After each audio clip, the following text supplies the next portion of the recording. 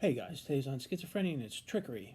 Schizophrenia and trickery, but before we get to this, please allow my brief prelude. As you know, I've conveniently recorded it for our mutual comfort, our mutual convenience, and our mutual luxury. Hey, listen, I'm no spring chicken. I've been around a few preludes in my years. I'm telling you, this prelude, it's got something that's particularly luxurious. Kind of like what? How about a feather? A found feather. Hello there, my name is Robert Francis. You've stumbled on my Unconquering Schizophrenia YouTube channel, where me and the bird, that's right, we talk schizophrenia. That's Mike, he's a wren. This is the cut of my jib right here for reasons of my medical confidentiality. He flies in the sun. I'm a licensed clinical social worker times 15 years. That's what he does. That's a lot of gabbing and chatting. Mike the wren. I've been diagnosed with schizophrenia for a score 5 and 1, and that puts a little gray fleck in my beard. Fencing down the jib. Thank you for joining me on my channel. Now to topic. Schizophrenia is very, very tricky. It's tricky. It really is. It's tricky. And why is it tricky? Because it's so persuasive.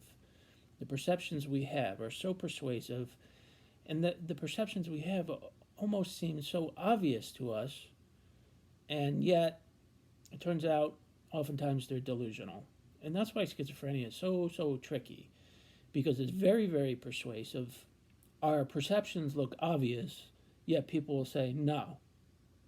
And hence, it's trickeration. It's very, very tricky. And so, even the perceptions that I have that appear obvious to me, I oftentimes think that it's just psychosis being ultra persuasive. If schizophrenia wasn't persuasive, it wouldn't be a phenomenon. It wouldn't happen. And part of the persuasiveness is things seem so obvious to us through our perceptions, but it turns out that those perceptions oftentimes are not accurate. And so there is the paradox too of schizophrenia, and that's why it's so tricky, because it seems so obvious to us, yet it's not true. And so that's how we have to push back on our delusions.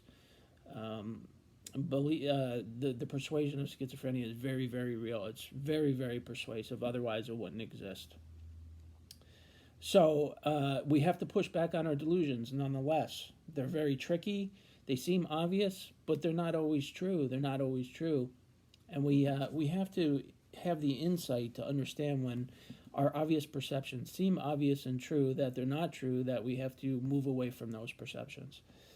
So it's very tricky, very persuasive. If it wasn't persuasive, schizophrenia, if it wasn't highly persuasive, it wouldn't exist. And so we need to push back.